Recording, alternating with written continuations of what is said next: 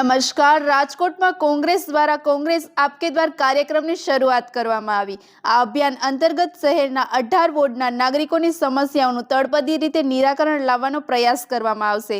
કાર્યક્રમની શરૂઆત રાજકોટના મેયરના વોર્ડથી કરવામાં આવી, જ્યારે ડેપ્યુટી મેયરના વોર્ડમાં આ અભિયાન શરૂ થયું છે। આ કાર્યક્રમ દ્વારા કોંગ્રેસ લોકોના પ્રશ્નોને વાચા આપવાનું કાર્ય કરશે। આ માટે 14 કોલમનું વિશેષ ફોર્મ તૈયાર કરવામાં આવ્યું, જેમાં લોકોની સમસ્યાઓ સાથે તેઓ શું ઈચ્છે છે તે અંગેનો અભિપ્રાય પણ લેવામાં આવશે। કાર્યક્રમના અંતે અંદાજે 35,000 ફોર્મ ભરાવાની શક્યતા છે અને આ તમામ મુદ્દાઓને આવનારી ચૂંટણીમાં મહત્વ આપવામાં આવશે। વધુ સમાચાર માટે જોડાયેલા રહો આરપી ગુજરાત ન્યૂઝ રાજકોટ।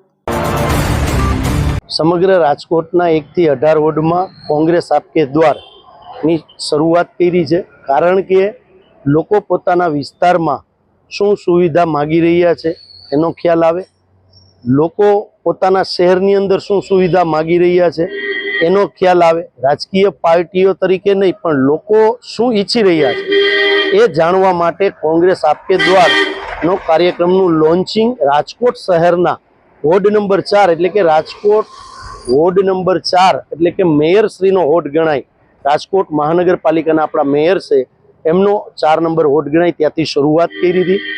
ત્યારબાદ આજે વોર્ડ નંબર 3 ની અંદર જે ડેપ્યુટી મેયર છે એમના વોર્ડની અંદર અમે શરૂઆત કરી છે કોંગ્રેસ આપકે દ્વાર। એવી જ રીતે વોર્ડ નંબર 10માં શરૂઆત કરી છે। 18 વોર્ડની અંદર અમે જવાના છીએ, લોકોના પ્રશ્નને વાચા આપવાનું કામ અમે કરવાના છીએ। જે લોકો ઈચ્છી રહ્યા છે કે અમારે આ સુવિધા જોઈ છે એનું 14 પેજનું 14 કોલમનું અમે ફોર્મ બનાવ્યું છે। એમાં 14 કોલમ છે અને 2 કોલમ જે લોકો ઈચ્છી રહ્યા છે એ શું ઈચ્છી રહ્યા છે એ પોતે એમના હસ્તાક્ષરથી લખી શકે છે।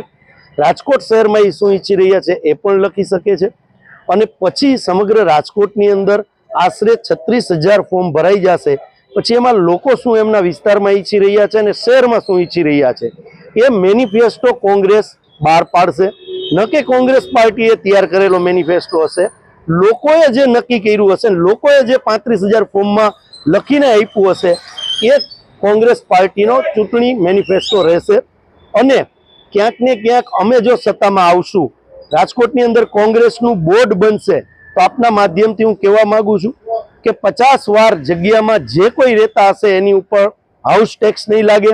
અત્યારે જો આપને આ માધ્યમથી વાત કરું તો અમદાવાદ સૌથી ગુજરાતની અંદર મોટી મહાનગરપાલિકા છે, ત્યાં પણ અમદાવાદ મહાનગરપાલિકા વ્યાજ માફીની સ્કીમ લઈ આવ્યા છે, જ્યારે આપણે રાજકોટમાં ભારતીય જનતા પાર્ટીના કુશાસનમાં વાત કરવા જાય તો લોકોને પઠાણી ઉઘરાણી કરી રહ્યા છે હાઉસ ટેક્સની। અને સાથોસાથ તમે જોવા જાઓ તો સરકારી ઓફિસોનો ટેક્સ કરોડો રૂપિયાનો બાકી છે, ઇન્ડુસન ટાવરનો કરોડો રૂપિયાનો ટેક્સ બાકી છે। ત્યાં આ હિંમત નથી કરતા, પણ નાના લોકોને હેરાનગતિ કરવાનું કામ રાજકોટ મહાનગરપાલિકાની ભારતીય જનતા પાર્ટીની ભ્રષ્ટાચારી સરકાર દ્વારા કરવામાં આવે છે।